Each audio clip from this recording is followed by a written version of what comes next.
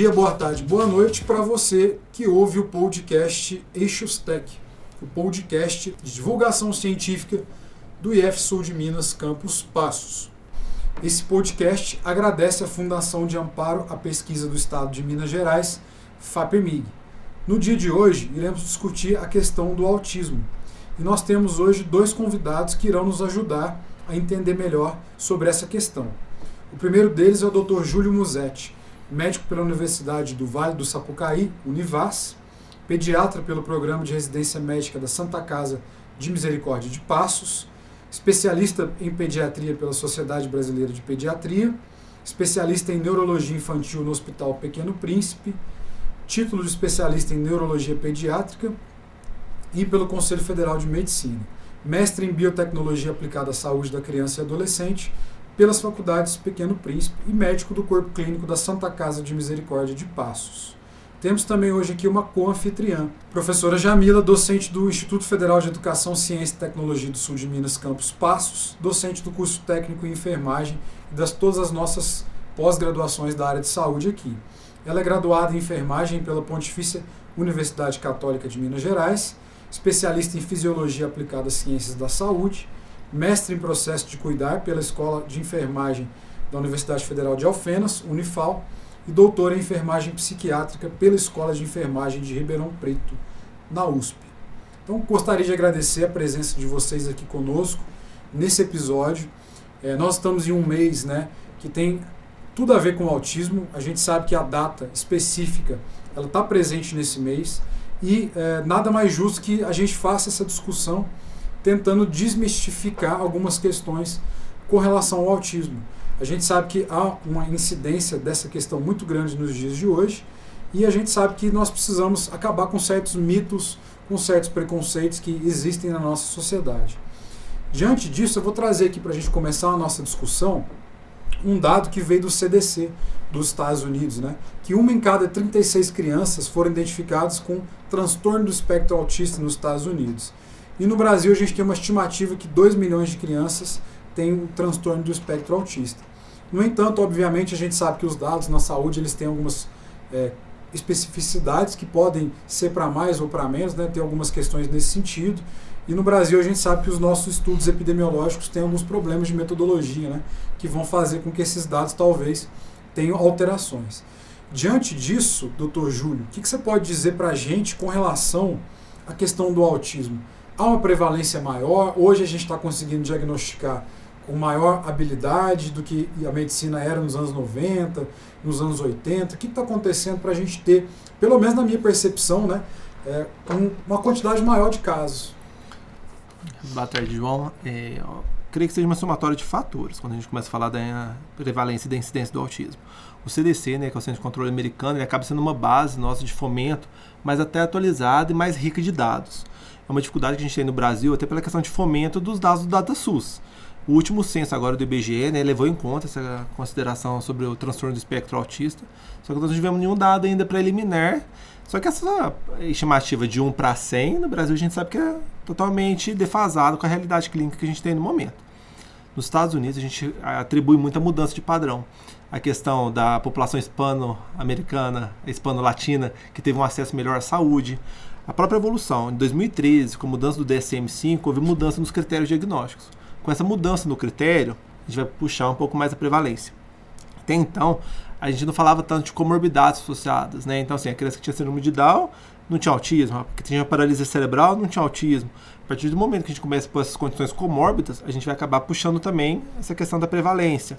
Então, acho que é uma série de fatores que contribuem com isso. E até esse momento que a gente está tendo agora de informação, quanto mais informação tem, mais orientação a família tem, maior vai ser a procura, o acesso, tanto de profissionais, como da população leiga em geral, nessa busca por um diagnóstico. Então, eu acho que essa incidência vem por uma somatória de fatores.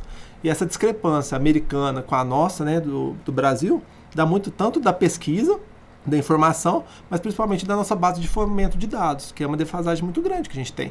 1 para 36, de 1 para 100, é uma defasagem muito gritante que a gente tem. Na prática a gente sabe que não é 1 para 100, Com certeza. Que é um dado que a gente sabe que está muito aquém pra gente, Com relação ao preconceito, com relação ao estigma, nós sabemos que existem diversos desafios, tanto para os pais quanto para as crianças. E a sociedade em geral, ela tem um estereótipo, muitas das vezes, que as crianças que têm esse transtorno, né, são crianças, no linguajar vulgar, assim, problemáticas, crianças que têm dificuldade de aprendizado, e a gente sabe que, na verdade, tudo não passa, muitas das vezes, de preconceito. Como é que a gente pode pensar, né, já trazendo para vocês dois discutirem para a gente, maneiras de solucionar essa questão, embora, como você mesmo disse, a gente tem uma possibilidade hoje maior de ter informação. YouTube tem bons canais educacionais, a gente sabe que tem uma quantidade grande hoje também de trabalho científico, a dramaturgia está também abordando essa questão, mas ainda assim nós temos barreiras a serem vencidas por essas famílias, por essas crianças. Como que a gente pode então pensar em alternativas de vencer todo esse cenário? João, boa tarde para todos. João, eu acredito na seguinte forma. Eu, enquanto mãe de uma criança autista de 3 anos, o que eu penso? Eu acho que o Brasil ainda faltam políticas que realmente possam sensibilizar a sociedade como um todo para essas questões de inclusão, para as questões relacionadas também à adaptação desses indivíduos no ambiente escolar.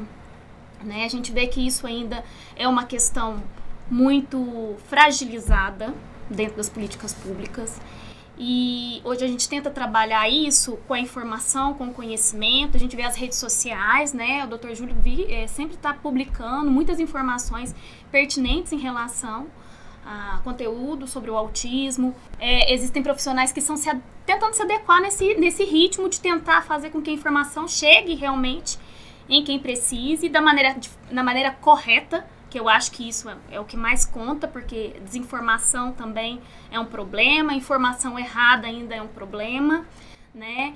E informação errada a respeito até da questão mesmo do nível de suporte, o erro de se identificar uma criança de nível 3 de suporte como uma criança que talvez não vai ter uma boa evolução, uma criança que às vezes está atrelada a uma deficiência intelectual e ela vai ficar restrita àquilo. E uma criança, por exemplo, de nível 1, que geralmente associam à superdotação, que é uma criança que vai evoluir, que ninguém vai perceber, não vai ter dificuldade, percepção, e a gente não sabe que essa é a realidade. Uma criança de nível 1 de suporte, ela tem muita dificuldade, sim, né? E ela passa toda essa dificuldade, todo esse processo, ela passa dentro da própria escola também. Ela tem essas dificuldades de interação, ela tem essa dificuldade de se adaptar ao meio, assim como uma criança de nível 2, de nível 3, não tem essa diferença. Existem diferenças em relação ao comportamento, ao que vai estar atrelado, né, ao autismo, ao espectro, né? Que uns podem ter determinados comportamentos, determinadas dificuldades, outros não. Mas essa questão em relação à falta de informação é o maior prejuízo que nós temos hoje em dia dentro do autismo. Eu falo enquanto mãe. A equipe de educação não está preparada, né? Ainda precisa evoluir muito nesse sentido de preparo mesmo para receber essas crianças, para saber como tratá-las de maneira adequada, né? Ainda existe ali uma falta de informação e um preparo também dos profissionais, principalmente os profissionais de educação que estão recebendo essas crianças, né? Não são todos os municípios, às vezes, que possibilitam isso. Existe a desinformação social também, né? Que a sociedade, às vezes, traz o autismo como um problema complexo.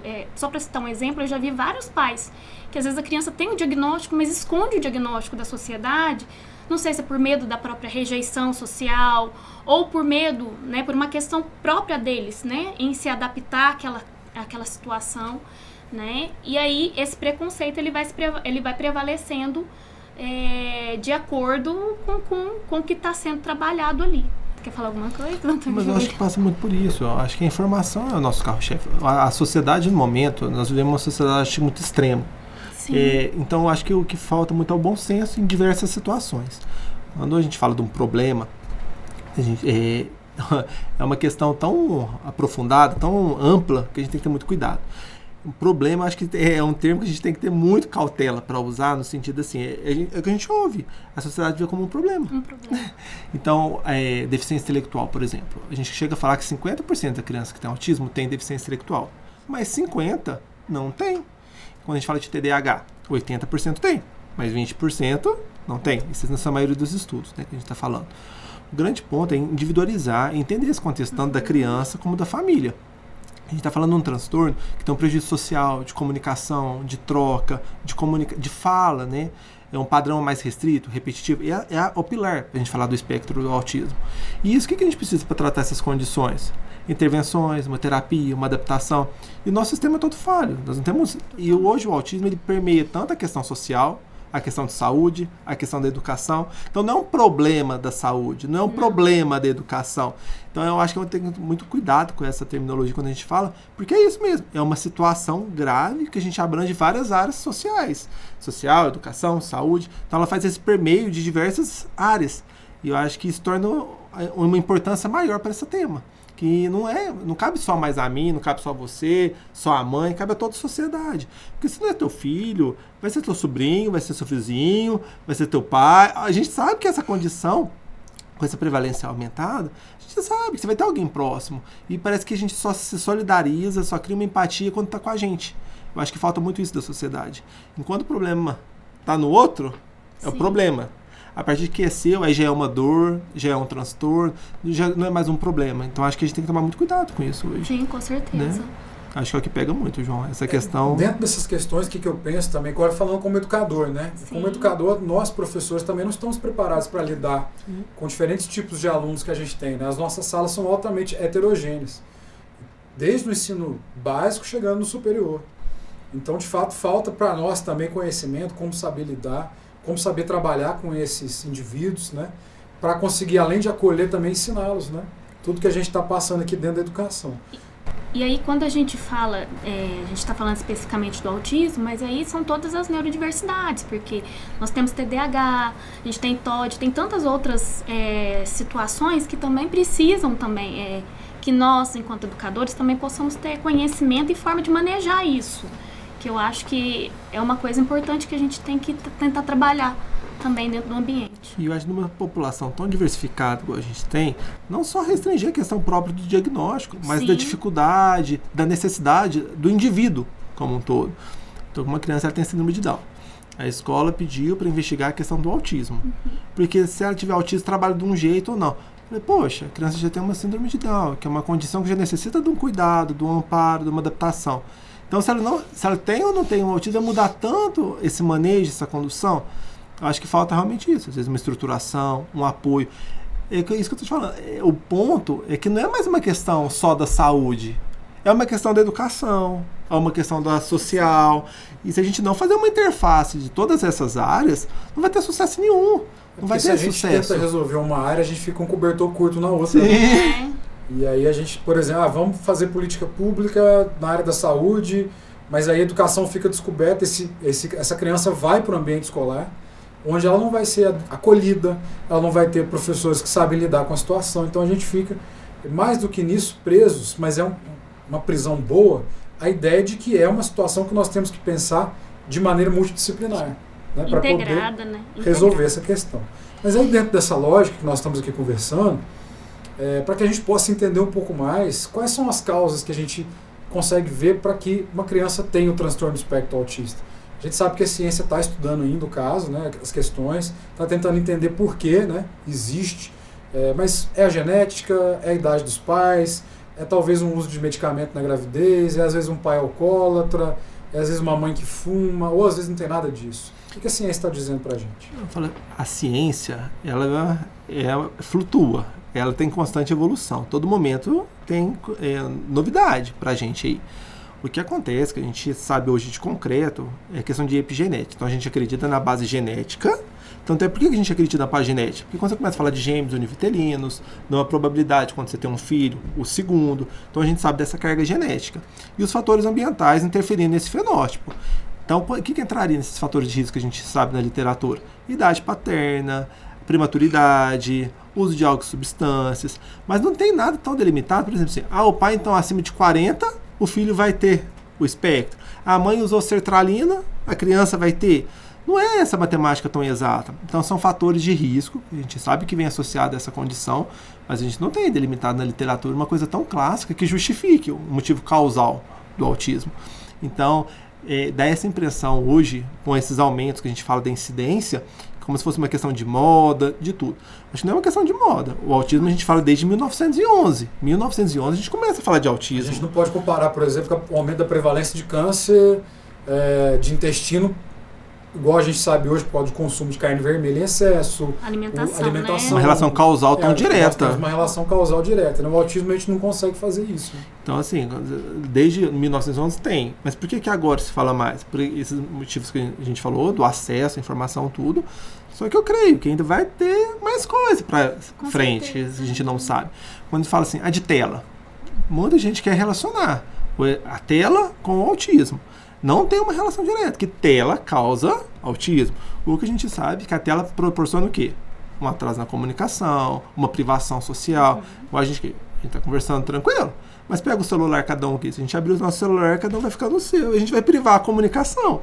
Então a gente sabe que a tela limita essa comunicação, limita essa troca, gera esse atraso, repetição, mas não é um fator causal. Eu acho que é um impacto que pode piorar situações, contribuir para uma evolução menos favorável, mas não como um fator causal. Então também a gente pode considerar que algumas coisas de fato não causam autismo. Então, por exemplo, hoje a gente tem uma discussão muito triste, né, com relação à confiabilidade das vacinas. Vacina não causa autismo. Falta de afeto dos pais não vai causar autismo. E a gente sabe que tem esse preconceito, às vezes tem. Principalmente a gente vê hoje uma prevalência muito grande de fake news, sobretudo nas correntes de WhatsApp, né? Fala, pô, mas se é uma mãe que tem um filho com autismo, então é porque você não vacinou, porque você vacinou ele com a vacina X. Você tem um filho com condição de autismo, então é falta de cuidado da mãe, falta de carinho. Talvez você já tenha escutado isso. Já escutei. Essa aí é a famosa mãe geladeira, né? Que até hoje existem pessoas que pregam essa teoria de que a mãe geladeira, né, que ignorou o filho, que não deu amor, não deu carinho, tem uma relação com o desenvolvimento da criança e que a criança venha desenvolver o autismo. Isso aí realmente não é uma situação sem pé nem cabeça, não tem justificativa para isso. Né? Não tem base teórica para isso. A dificuldade maior que eu creio é desconstruir. A desconstrução sempre é muito difícil. Depois que uma notícia ou uma informação ela já entrou no imaginário da população, a desconstrução sempre é muito difícil. Então, quando fala de vacina, a repercussão que tem. Então, um cientista britânico faz uma publicação no The Lancet, de uma revista mundialmente conhecida, relacionando o autismo com a vacina da tríplice viral, que é uma que todo mundo toma, uma proteção gigante para vírus importantes que a gente tem no meio circulatório. Mas aí depois vem, o que acontece? Ele tinha um vínculo com outro laboratório, ia lançar outra vacina, que essa vacina não causaria. Na hora que cai, esse artigo você não encontra mais no registro no The Lancet. O médico ele foi banido da sociedade médica. Só que essa repercussão pós não é tão divulgada igual a divulgação, que a vacina causava. O estrago já foi feito. O estrago já foi feito. Então essa questão de desconstruir sempre é muito difícil pra gente. E essa questão da vacina é importante, que hoje a gente vê o impacto disso de uma forma grosseira na sociedade. Doenças que já estavam extintas, que a gente não tinha uma prevalência no Brasil, com uma alta recorrência. E a gente vê o impacto disso em enfermaria, em UTI, em complicações, em óbitos. Por conta dessa negligência que vai se perpetuando, que vai se propagando de informações que não tem um sustento, uma base científica importante.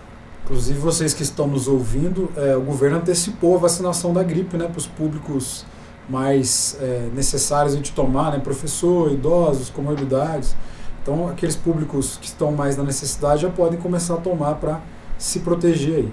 Mas dentro dessa lógica, o diagnóstico, então, ele é feito por médicos, por equipes multidisciplinares, pelo pediatra que vai fazer o atendimento da criança ali.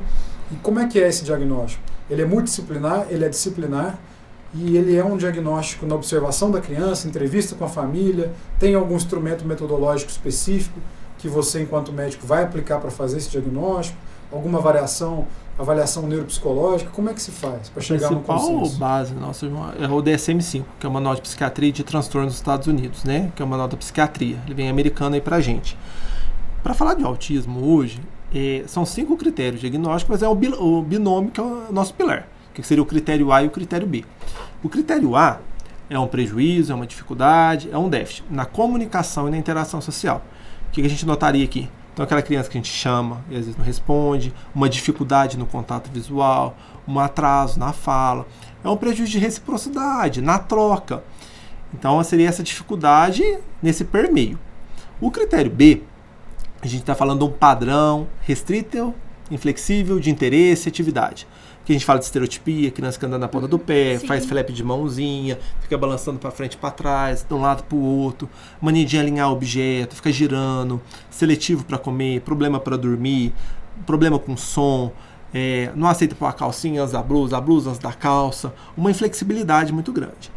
São sinais clínicos para a gente. Não tem nenhum exame que eu faço assim, passa ali no hospital, colhe um sanguinho para a gente ver se está positivo ou negativo. Essas questões são clínicas e pode ser muito subjetivo. Às vezes o que é um pouco contato visual para você, para mim é um bom. Para a mãe, tá muito ruim. Então é muito subjetivo. Cada vez eu bato mais na tecla do cuidado que a gente tem que ter, porque eu acho que é uma linha muito tênue. Tanto da negligência de um diagnóstico, como de um excesso. Porque ele pode ser altamente produtivo, estimular essa criança de várias formas, como também pode causar um estrago gigante, se feito de uma maneira errada. Então, ele é um diagnóstico clínico. Hoje que a gente pede muito são avaliações multidisciplinares, no sentido de ter vários olhares. Então, a gente pede uma avaliação da fono, pede uma avaliação da psicologia, a terapia ocupacional, psicomotricidade, musicoterapia. São vários profissionais que podem estar inseridos nesse contexto para ajudar a gente a aumentar esse perfil nosso de sensibilidade e de confiança. O parecer da escola é um parecer que nos ajuda muito, porque você está vendo a criança num ambiente social, de troca, de interação.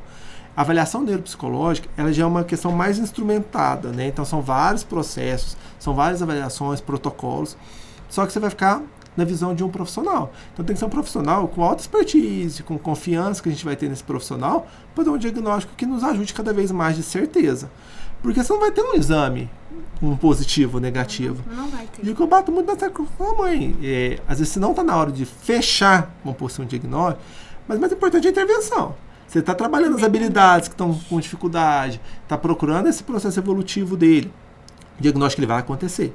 Mas o que a gente não pode negligenciar são as dificuldades, as necessidades dessa criança, que eu acho que é o que pega muito. Hoje, realmente, na prática, quando você fala de laudo, acaba que o neuropediatra, o psiquiatra infantil, ele tem um respaldo maior até pela questão de benefício, né? Que a gente sabe bem associado a outras questões, quando a gente falou do mérito social. Então, se é um BPC-LOAS, é um IPVA, um IPI, é um professor de apoio, a necessidade do especialista acaba se tornando importante nessas horas. Mas é uma questão multifatorial mesmo, envolvendo várias pessoas nesse processo. E quanto mais pessoas envolvidas, melhor vai ser essa peneira. São vários olhares diferentes, né? Eu acho que isso agrega demais. Acho que a Jamile pode falar um pouquinho da como foi a experiência. Eu queria até perguntar para o Dr. Júlio a respeito do que ele pensa do diagnóstico precoce, né? O Henrique mesmo. O Henrique, ele foi diagnosticado precocemente. Eu comecei a notar sinais e sintomas característicos a partir de 11 meses, quando ele já estava fazendo 1 ano, ele não batia palma, ele não sabia falar que ele tinha 1 aninho, muito apático, assim, chamava e não respondia, né? E aí, a primeira coisa que eu pensei, assim, era também a evolução da fala dele que não caminhava. E eu pensei na fono primeiramente, e depois ele passou com você. E assim, hoje eu agradeço muito pelo fato do Henrique ter sido precocemente diagnosticado, porque a evolução dele, 6 meses com toda a equipe multidisciplinar, fez com que ele desenvolvesse a fala muito rapidamente. Então eu gostaria de saber de você o que você pensa a respeito do diagnóstico precoce. Eu já vi várias pessoas que apoiam, outras que não são tão de acordo com o diagnóstico precoce, aguardar pelo menos 2 anos de idade para fechar diagnóstico. O que você pensa a respeito disso? A neurologia e a psiquiatria tem um pouquinho de conflito. A psiquiatria fala muito dos 3 anos da maturidade neurológica, no sentido assim, da formação psíquica dessa criança. Então, abaixo dos 3 anos, a gente sabe que essa criança tem total formação, tanto da parte neurológica quanto da parte psíquica dela. Grande ponto, você tem critérios, né? Você tem o critério diagnóstico para fazer essa formulação. O que fica muito restrito, que eu vejo, assim, crianças pequenas, esses sinais podem ser cada vez mais sutis. Então, o ponto, você viu, que estava me incomodando principalmente foi a fala. Você não procurou o autismo, você procurou a dificuldade de fala e linguagem. O autismo ele veio por tabela, né? Nessa investigação, nesse complemento. Eu acho que o que não pode acontecer hoje é isso, você procurar diretamente o diagnóstico, porque ele vai acontecer, mas procurar as dificuldades e limitações que a criança vem aparecendo. O que eu vejo hoje que me deixa um pouco preocupado é isso, algumas famílias que a gente não tem uma estrutura tão bacana, não tem um suporte social adequado, toda uma conjuntura que favorece o pleno desenvolvimento dessa criança. Então, quer dizer, você sabe que às vezes com algumas mudanças, você pode impactar no desenvolvimento. Porque quando você fechou um diagnóstico, a criança tem o autismo, você não vai falar de cura, porque nós não estamos falando de uma doença. Então, por isso que eu acho que tem que ter muito cuidado nessa certeza. Então, quanto mais nova a criança, eu acho que mais sutil vai ser esses sinais e sintomas. Lógico que algumas vai ser muito mais evidente, fica mais claro para a gente. Mas o grande ponto, eu acho que é o cuidado que tem que ter. Descartou outras causas. Eu falo, a própria parte auditiva, o que vem para a gente mais é fala. Quantas crianças, aconteceu comigo recentemente, veio com autismo, 1 ano e meio. Poxa, mas sabe quando te incomoda um pouquinho? Porque parece que era só a comunicação, não tinha nada do critério B. E o que acontece? Você tem que ter o critério B também, só o A, você não fecha. Vamos fazer uma avaliação auditiva? Não, doutor Júlio, mas ele escuta. Vamos. Já está lá em Alfenas para fazer prótese bilateral, não passou no Bera, né? Então, o grande ponto que eu acho que tem que ter um olhar amplo, entender a necessidade da família, entender a necessidade da criança, e todo o contexto, tanto para você não negligenciar, porque, lógico, quanto mais novo essa intervenção, melhor vai ser para essa criança. Eu sou super a favor do precoce, tanto da intervenção, mas que o diagnóstico pode ser precoce, sim, mas que ele tenha vindo após uma intervenção. Sim. Porque o que acontece muito é isso. Vem uma criança de 1 ano e meio que você já quer fechar um diagnóstico, mas, poxa, ele não passou por nenhuma intervenção, nenhuma avaliação. Você não viu essa criança numa curva de tempo nem de 1 mês, 2 meses, e já sai com um diagnóstico. Você restringiu tela, foi estimulado, ensinou um brincar diferente, ele evoluiu tanto. Então, sai com o diagnóstico. Meu medo é só isso. A ordem dos fatores. Sim. Quando o diagnóstico vem muito antes de uma avaliação, de uma intervenção mais detalhada. Antes da criança ter contato com outros profissionais. Eu acho que isso que meu receio maior é esse, que eu tô vendo que às vezes banaliza um pouco. E todo mundo, poxa, falar que todo mundo é autista não é um sinal, um sintoma que vai fechar o diagnóstico. Eu acho que o que banalizou muito é isso. Você pega um critério, uma letrinha, e torna isso a verdade absoluta. Eu acho que esse é o ponto. Um critério só não vai dar o diagnóstico.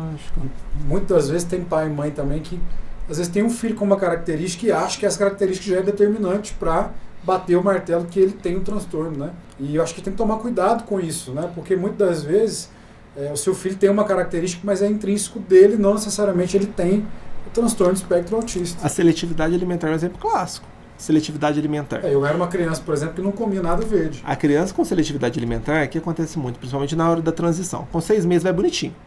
Com 1 ano, ela começa a ter preferências. Então, principalmente aquela criança que já foi submissa à questão de um doce antes da hora, com outras experiências. Gente, o paladar nosso selecionava. A gente seleciona o que é mais agradável pra gente. A gente gosta de doce. Né? A gente sabe que tem coisa que a gente não vai gostar. A gente começa a despertar a preferência. Então, a criança que é só seletiva. Só seletivo. Não tem nada do critério A. Como você vai falar de um autismo se ela não preenche o critério A? Você, para o critério B, que é onde está a seletividade, você tem que passar pelo critério A. Porque se é seletivo, você pensou numa alteração de processamento sensorial? Você pensou num transtorno alimentar restritivo e evitativo? Você pensou numa esofagite? Você pensou numa gastrite? Você pensou que pode ter outro prejuízo para essa criança para ser só a questão da seletividade? Nada a ver com o autismo. Nada a ver com o autismo. Então, acho que a ideia, da informação é isso, abrir o leque. É muito cuidado. Não é para negligenciar, jamais. Eu acho que não podemos deixar negligenciar de forma nenhuma. Mas ter esse cuidado, ter esse zelo de pensar em outras hipóteses, né? Acho que isso não pode passar com a gente. E dentro dessa questão que nós estamos aqui conversando, deu para perceber que a questão de você chegar no diagnóstico são várias variáveis que você tem que observar para fechar o diagnóstico. Beleza.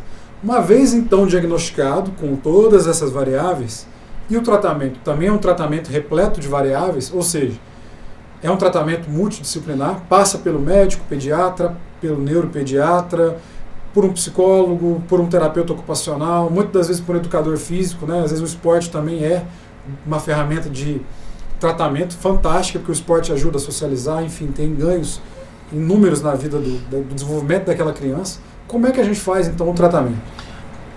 O grande ponto para mim é esse, no que baseia-se, assim, na individualidade. O que me incomoda muito são as receitas de bolo. Toda criança precisa fazer 10 sessões de psicologia, 5 de fono, 5 de terapia ocupacional. É não saber individualizar as habilidades positivas e as defasagens que essa criança necessita trabalhar. O grande ponto que hoje a gente vê muito essa questão assim, como especialidades, e não vê a criança por trás disso. Tem criança que realmente o foco principal vai ser a comunicação, a linguagem. Tem criança que é a vida diária, a integração sensorial. Tem criança que é a parte comportamental, de humor, é a parte motora, que a fisioterapia pode contribuir. é entender a necessidade que essa criança apresenta e a forma de fazer a intervenção.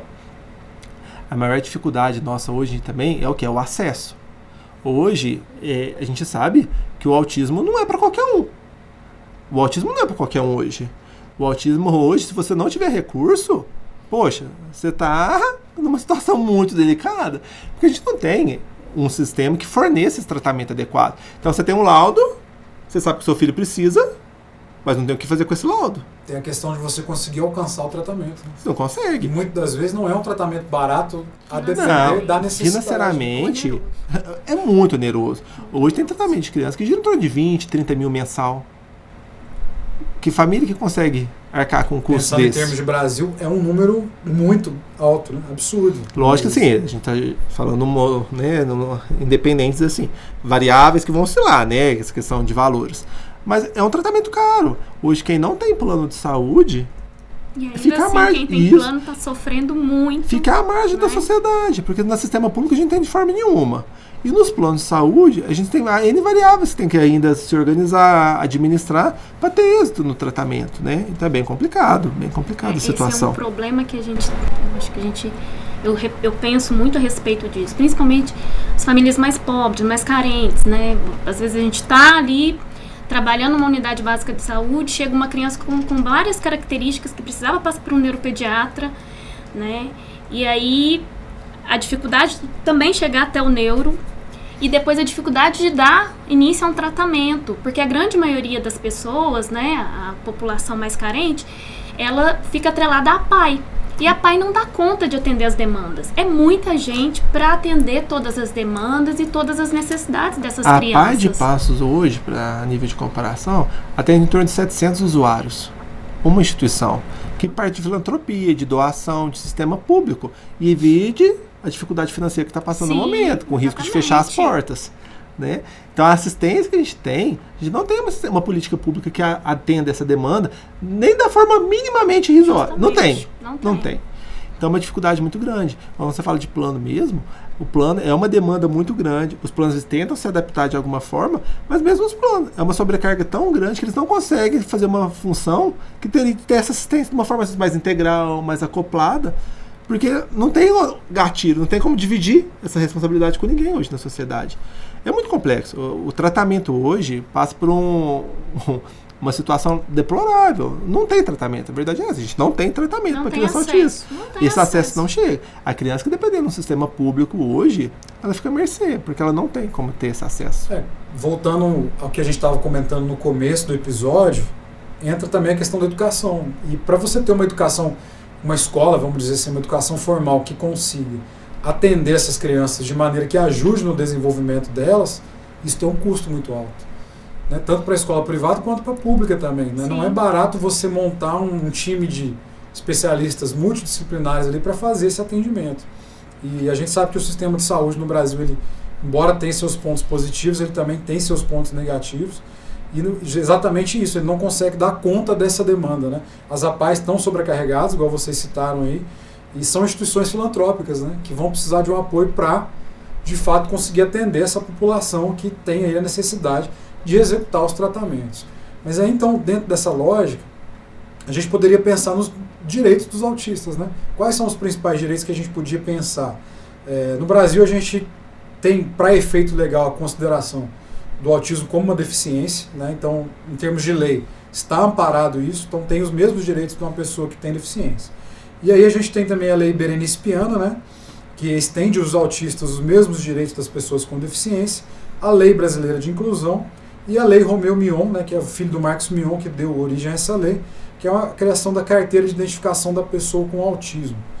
E também a gente tem as datas, né, de celebrativos de conscientização, que é o 2 de abril, 2 dias atrás da gravação desse episódio, e também por isso nós vamos soltar esse episódio no mês de abril, já pensando em estender a reflexão no mês, de fato, né?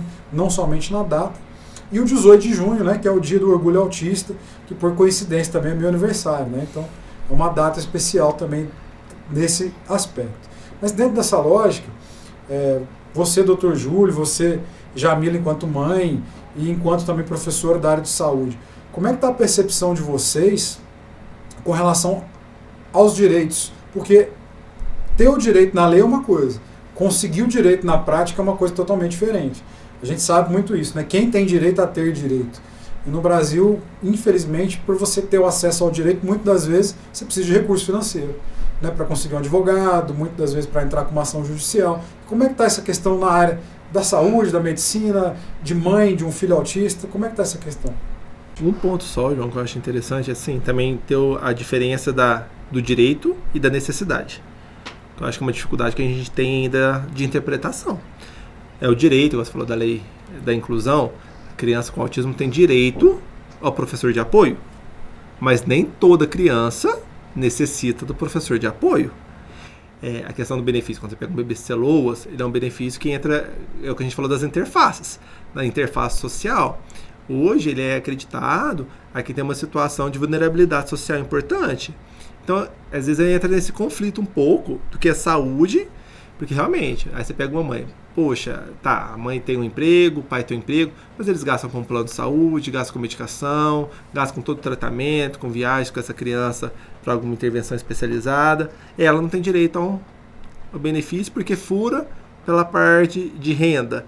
Então acho que ainda tem um caminho muito longo e árduo para essas famílias, porque vão bater em alguns entraves, que às vezes fica difícil essa resolução, né? E aí dentro desse cenário dos direitos, né, eu fico pensando, fico refletindo. Já passei por algumas situações com plano de saúde, né, que por lei deveria cobrir, não dificultar, e na verdade dificultou o processo todo para início, né, das terapias. Já passei por situações, né, no início da escola, né, em que eu fui atrás, né, solicitei para que houvesse a possibilidade de um acompanhante para que ele realizasse o processo de adaptação de maneira mais concisa, né, porque não é fácil para uma criança se desvincular daquele grupo que ela tá. Para uma criança atípica já é difícil, para uma atípica é mais difícil ainda, você colocar ela numa escola que ela conhece ninguém. Ela não tem nenhuma pessoa conhecida que ela possa, né, ter um vínculo. E aí eu tive dificuldade com isso também, esse ano, quando eu incluí o Henrique numa escola e teve uma resistência em aceitar que nós o acompanhássemos nos primeiros dias. Tive que mudar de escola também por conta disso. Aí, graças a Deus, na outra escola ele conseguiu se adaptar porque a escola permitiu. Nos deu essa abertura de acompanhá-lo na primeira semana para ir fazendo, desvinculando de maneira progressiva, para que ele não ficasse, até que para ele criar vínculo com o professor, né, com o estagiário. Então, por mais que haja as leis, a gente vê que tem ali embates, dificuldades que precisam ser revistas, né? Porque, por exemplo, para pessoas que nem você falou, né, João, que não tem condições financeiras, às vezes, para lutar pelos direitos da sua criança, a pessoa acaba desistindo no meio do caminho. Ela não vai ficar ali tentando lutar por aquilo, sendo que ela não tem armas para poder fazer isso, né? Então, essa é uma dificuldade que eu vejo também e acredito que, em algum momento, toda a família, toda a mãe já passou. Né? Questão de inclusão, a questão também do isolamento, às vezes por falta de informação dentro da própria escola, em outros ambientes sociais, né? As pessoas isolarem a criança também, e essas questões todas, e as questões gerais, né? Que são bem burocráticas. Essa também, parte de escola é interessante, porque a lei ela é universal. Então é a criança da escola pública, municipal, estadual, é a escola particular. Quantas escolas particulares convida a se retirar? Procurar outra escola, para não ter esse gasto, esse ônus com essa criança. É crime, né? O grande ponto é que isso se perpetuou de tal forma na sociedade que acabou enraizado. Porque quando a gente não tiver uma mudança desses paradigmas, leis mais rígidas, um controle de fiscalização atuante, o caminho vai ser cada vez mais árduo e mais difícil para essas famílias, né? É um sofrimento constante, é uma luta diária, né? Eu vejo assim, as famílias lutam diariamente para tentar se reerguer, para tentar manter, para tentar fazer o melhor para aquela criança, né? E é uma luta diária, não tem outra explicação para isso, né? Eu sou mãe de criança autista, tem vários colegas também que são mães de crianças autistas, e a gente compartilha tudo isso quando pode, né? A gente faz essa troca porque a gente sabe que que se a gente não se unir de alguma forma para poder vencer esses obstáculos, fica cada vez mais difícil, né? E tem a questão da rede de apoio também, né? Porque o que acontece muitas vezes, quando vem o diagnóstico, muita coisa muda, né? Inclusive, existem pais que abandonam as famílias por não aceitar o filho, né? Com um transtorno, né? Existem também famílias que às vezes não têm rede de suporte mesmo, por não ter, e a mãe às vezes tem que deixar um emprego para poder cuidar da criança, para poder se dedicar. Então, existe todas essas questões aí que a gente, é uma luta, né? É uma luta constante para que a gente possa vencer isso e tentar dar o melhor para os nossos filhos. Dentro dessa lógica, a gente tem que pensar que, de fato, né, no Brasil, a gente tem muitas coisas que são, no papel, altamente eficazes, mas no cotidiano a gente percebe que, infelizmente, elas não funcionam tão bem assim. E acabam virando regras, né? Igual essa questão das escolas privadas, de aconselhar, entre aspas, a você procurar outras escolas que tem professor de apoio, às vezes tem equipe multidisciplinar, né? E a gente sabe que as escolas públicas, nisso, pelo menos, elas estão cumprindo a lei, né? Pelo menos a maioria das escolas estão tentando atender essas crianças com um professor de apoio para dar o suporte que elas necessitam. Então, de fato, né, é um problema que a gente precisa encarar como um problema de todos, de toda uma sociedade, para que a gente consiga amparar essas crianças, ajudar no desenvolvimento delas, porque às vezes as pessoas pensam também que uma criança autista vai ser um adulto problemático e não tem nada a ver. Ela vai conseguir se desenvolver, ela muitas das vezes vai conseguir estudar, ter uma profissão, viver uma vida dentro do que a gente chama ali, entre aspas, de uma vida normal ou típica, né? E existe esse preconceito ainda, de achar que aquela criança não vai se desenvolver, não vai conseguir avançar nos estudos, não vai conseguir ter seus talentos reconhecidos, né? E nós percebemos que existem muitas crianças com transtorno de espectro autista que se desenvolvem, que viram ótimos profissionais, músicos, atletas, entre outros profissionais de sucesso em diferentes áreas, né? Que é o mais bacana, que é o mais interessante. O grande ponto é levar em consideração o espectro. É uma questão que falta muito isso, é conhecer essa variedade, que é uma gama muito grande. E tanto na valorização, porque às vezes o autismo ele é muito romantizado, né, que é muito um amor diferenciado, mas essas famílias geram um sofrimento muito intenso. Tem família que fala, doutor Júlio, eu não consigo ir numa pizzaria, eu não consigo ir num restaurante, eu não consigo ir num clube, festa de aniversário, a gente não vai de ninguém frequenta a nossa casa mais. Então, assim, são famílias que entram em um estado de sofrimento muito intenso. E falta, às vezes, uma rede de apoio, falta um sistema de apoio de uma forma social, de saúde, de educação. Tem que ter um cuidado com esse romantismo que vem atrás do autismo, porque com ele vem, lógico, os ganhos, a evolução, mas vem também, em várias situações, um peso atrás dessas famílias. A vida muda, né? A vida muda de maneira muito intensa. Independente do espectro que essa criança se encontra, muda de qualquer jeito. Então, realmente, essa parte da romantização, a gente tem que tomar um pouco de cuidado mesmo, porque fica parecendo que tudo é lindo, né? Que tudo é maravilhoso, que é tudo perfeito, e na verdade, quando a gente vai olhar por trás de toda a situação, a gente vê que não é isso. Essa realidade, ela é bem diferente. Excelente. Então, acho que a gente pôde hoje perceber inúmeras questões interessantes com relação ao transtorno do espectro autista, né? Pensando justamente na questão da popularização da ciência, de trazer esses conceitos e essas discussões que a gente sabe que na academia estão sendo altamente estudados e debatidos para compreensão da população de maneira geral, né? Para você que escuta aí o nosso podcast, o nosso trabalho. No mês de abril a gente tem o Abril Azul, né? Que é um mês de conscientização sobre o autismo. Então, para nós é extremamente interessante que a gente faça essa discussão, que a gente traga esse tema e outros temas também que estão hoje gerando tabu na sociedade a serem discutidos, para serem detalhados, debatidos entre as pessoas, com especialistas da área, com um especialista e mãe que vive isso no seu dia a dia, no cotidiano, e só ela sabe as batalhas que ela enfrenta, e que cada dia é uma vitória também, né? Quando você tem essa questão de vencer, de conseguir alcançar. Com certeza, né? Tem as dificuldades, mas tem as vitórias também, né? Quando a criança ela se desenvolve, quando ela cria a capacidade, que ela desenvolve uma habilidade, isso tudo é uma vitória muito grande. São pequenas, né? Pequenas que vão... O grande ponto que fica é qualidade de vida, é função social, É o que eu prezo muito com os pais. É trabalhar em cima disso desde os novinhos, né? É uma comunicação efetiva, é uma troca, é uma funcionalidade. Para essa criança, igual o João citou, ser um atleta, ser um professor, ser um médico, ser um advogado, ser um funcionário, que ele consiga exercer uma função que ele almeja e com plena condição de propagação para vários ambientes. Sim. Acho que é o que pega muito é isso hoje, é trabalhar a qualidade de vida e função social. São crianças que não dá para você esperar, vou esperar ele ficar maior, próximo dos 18, para conseguir... Não, poxa, já comece a trabalhar algumas habilidades, para cada vez deixar essa criança mais funcional. O que a gente pode concluir, então, de maneira geral, né, na gravação desse episódio, na discussão que a gente trouxe, que o autismo, de maneira geral, é um espectro, né, bastante variado. Cada indivíduo tem sua singularidade que deve ser respeitada, estudada, compreendida, tanto pela família, né, que é o suporte primário ali do indivíduo, quanto pelos profissionais que estão ao redor dele. Então, cada pessoa, obviamente, vai conseguir, né, com tratamento multidisciplinar, aprender a atingir o seu potencial, crescer, se desenvolver.